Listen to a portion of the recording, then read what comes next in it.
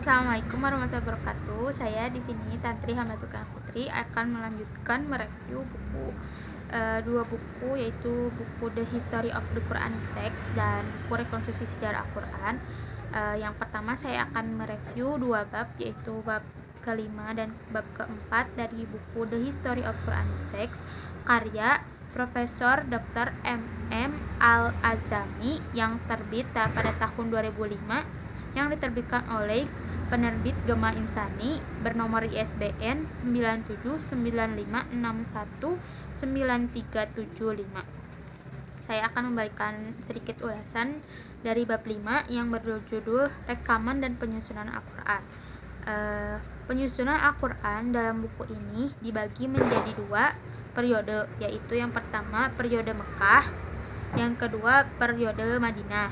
Dalam periode Mekah, penulisan Al-Quran pertama kali ditulis oleh Abdullah bin Sa'ad bin Abi Asy'ari. Periode kedua yaitu periode Madinah. Di dalam periode ini kurang lebih 65 sahabat yang ditugaskan oleh Nabi sebagai penulis wahyu yang turun. Wahyu yang turun akan ditulis dengan cara pertama, ketika wahyu itu turun, Nabi akan memanggil para penulis lalu mendiktekan wahyu yang turun tersebut untuk kemudian ditulis oleh para penulis. Lalu setelah pencatatan selesai, penulis akan membacakan ulang wahyu tersebut agar di hadapan Nabi agar tidak ada sisipan kata yang masuk ke dalam teks tersebut. Tradisi penulisan Al-Quran tersebut sendiri sudah ada di kalangan sahabat pada zaman Nabi. Oleh sebab itu, Nabi melarang keras para sahabat yang untuk tidak menulis sesuatu darinya kecuali Al-Quran itu sendiri. Nabi juga meminta agar para sahabat memisahkan antara tulisan Al-Quran dan tulisan hadis agar tidak tercampur baur dan menimbulkan kekeliruan. Susunan Al-Quran mencakup surat-surat panjang dari yang terpanjang sampai yang terpendek. Surat yang terpendek sendiri terdiri dari 3 ayat dan surat yang paling panjang sendiri terdapat dari 286 ayat. Beberapa riwayat menyebutkan bahwa Nabi Muhammad memberi instruksi kepada para penulis tentang letak ayat pada setiap surat. Maka dari itu letak ayat-ayat tersebut sudah sangat indah. Lalu ulasan bab ke-6 yang berjudul Kompilasi Tulisan Al-Quran. Kompilasi Al-Quran semasa kekuasaan Khalifah Abu Bakar ialah Jais bin Thabit, seorang yang ditugaskan sebagai pengawas komisi dalam mengompilasi Al-Quran pada masa Khalifah Abu Bakar. Jais bin Thabit sendiri memiliki beberapa ketentuan penting untuk dalam pengumpulan ayat Al-Quran, pengumpulan mushaf Al-Quran tersebut. Yang pertama, naskah yang awal biasanya lebih dapat terjamin dan terpercaya daripada naskah yang muncul kemudian. Yang kedua, naskah yang sudah diubah dan dibetulkan oleh penulis melalui proses perbandingan dengan naskah induk lebih tinggi tingkatannya dari manuskrip yang tidak ada perubahan. Dan yang ketiga, jika naskah asli masih ada, naskah lain yang ditulis dari naskah itu akan hilang nilainya. Dalam proses penulisan Al-Quran, Jais juga memanfaatkan sumber hafalan dari para sahabat dengan meletakkan dasar-dasar persyaratan yang begitu ketat dalam penerimaan baik dari segi tulisan maupun hafalan, maka kesamaan status akan lebih terjamin. Lalu setelah selesai semua pengumpulan naskah Al-Quran, Kompilasi Al-Quran yang sudah jadi disimpan dalam arsip kenegaraan di bawah penguasaan Abu Bakar. Pernyataan ini juga menjadikan fragmentasi Al-Quran dari sumber pertama, yaitu kompilasi Al-Quran yang dibuat oleh Jaiz bin Thabit pada masa kekuasaan Khalifah Abu Bakar. Selesai ulasan bab 5 dan bab ke-6 dalam buku ini. Saya akan memberikan kelebihan dalam bab ini, ialah bab ini memberikan dalil-dalil baik ayat Al-Quran ataupun hadis untuk menguatkan argumen yang disampaikan penulis. Lalu juga diceritakan beberapa pendapat ulama yang berbeda mengenai kompilasi Al-Quran tersebut. Namun sayangnya terdapat kekurangan, tapi hanya sedikit. Menurut saya pembagian sub-sub judulnya itu mengelirukan. Kayak contohnya susunan Al-Quran gitu ya. Tapi pertamanya itu di subjudul yang nomor 3, tapi sedangkan yang periode Mekah dan periode Madinahnya itu kan tidak dijelaskan itu subjudulnya masuk ke mana. Lalu yang kedua saya akan membahas mereview buku yang kedua, yaitu buku Rekonstruksi Sejarah Al-Quran yang ditulis oleh Taufik Adnan Amal yang diterbitkan oleh Divisi Muslim Demokratis.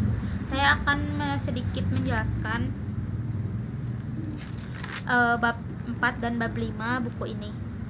Ulasan bab 4 berjudul Pengumpulan Pertama Al-Quran, penyebaran tulis-menulis di Arabia. Menurut sarjana kalangan barat, tulisan Arab dipandang berasal dari tulisan kursif nabit atau nabaten yang ditransformasikan ke dalam karakter tulisan Arab pada abad ke-4 dan ke-5. Proses transformasi tulisan ini mungkin berlangsung di Madyan atau kerajaan Ghassanid di bawah perniagaan. Tulisan menyebar ke Arab Utara dan Selatan. Pada permulaan abad ke-6, ia telah mencapai daerah Syria Utara dan mungkin mencapai keberhasilan penyebaran yang sama ke daerah-daerah yang menggunakan bahasa Arab Utara, khususnya Makkah dan Madinah. Nabi memerintahkan yang kedua, pemeliharaan Al-Quran pada masa Nabi. Nabi memerintahkan para sekretarisnya menempatkan bagian Al-Quran dari baru diwahyukan pada posisi tertentu dalam rangkaian wahyu yang terdahulu atau surat-surat tertentu. Dengan demikian dapat dipastikan bahwa unit-unit wahyu yang diterima Nabi telah ditulis. Pengumpulan di masa Nabi dan setelah wafat. Dalam sejarah, sejumlah riwayat yang sampai pada kita disebutkan bahwa sejumlah sahabat telah mengumpulkan secara tertulis wahyu-wahyu ilahi dalam bentuk suhuf pada masa Nabi. Dalam sejumlah riwayat dikemukakan juga nama Ali bin Abu Thalib merupakan orang pertama yang mengumpulkan Al-Quran pada masa Nabi berdasarkan perintah Nabi sendiri. Ada satu riwayat menarik, yaitu pada saat Nabi akan meninggal, Nabi berpesan untuk mengambil naskah Al-Quran di tempat tidurnya, yang kemudian berwasiat kepada Ali untuk mengambil dan mengeditnya. Namun sayang sekali, berbagai riwayat tentang pengumpulan naskah oleh Ali bukan merupakan riwayat yang dapat dipercaya. Lanjut kepada pengumpulan pertama, yaitu Zaid ibnu Thabit.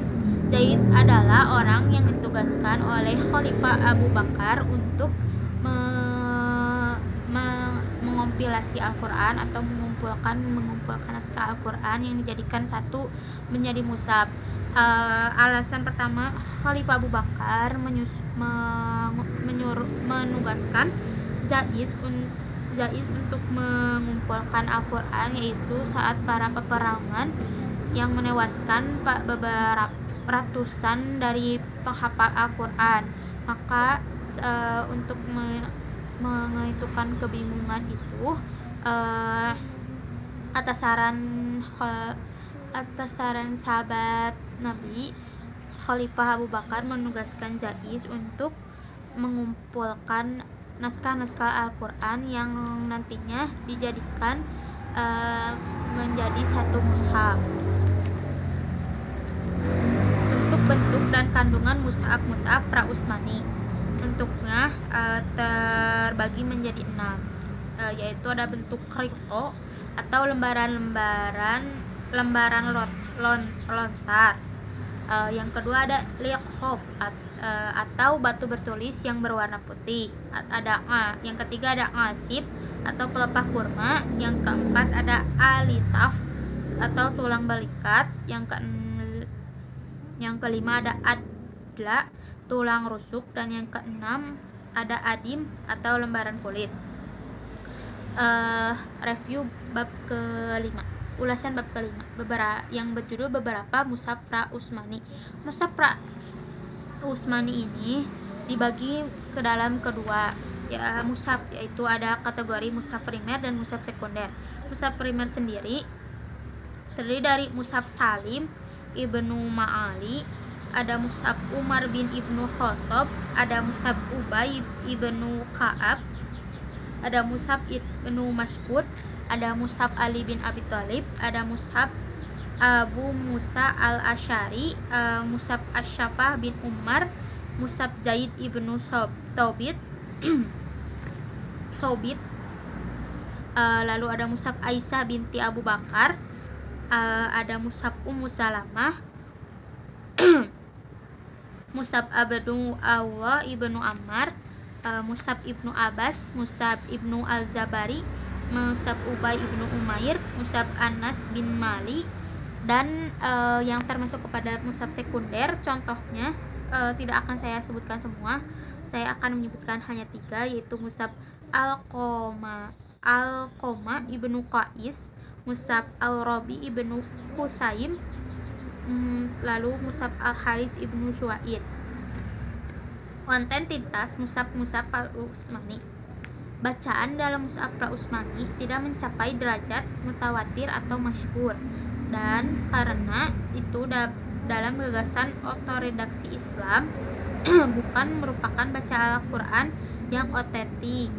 Sehubungan dengan arasemen surat-surat dalam mushaf pra-Utsmani yang sangat beragam, arasemen surat Al-Quran yang sangat menyimpang dari susunan resmi mushaf Utsmani menebarkan hipotesis bahwa tidak terdapat keseragaman susunan surat dalam mushaf pra-Utsmani. Sekian review bab rekonstruksi sejarah Al-Quran. Saya akan memberikan kelebihan dari buku ini. Buku ini dijelaskan lebih rinci dari buku yang pertama menurut saya.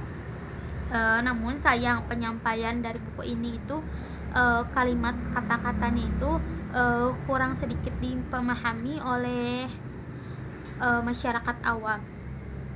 Sekian dari review buku part 2 dari saya. Wassalamualaikum warahmatullahi wabarakatuh.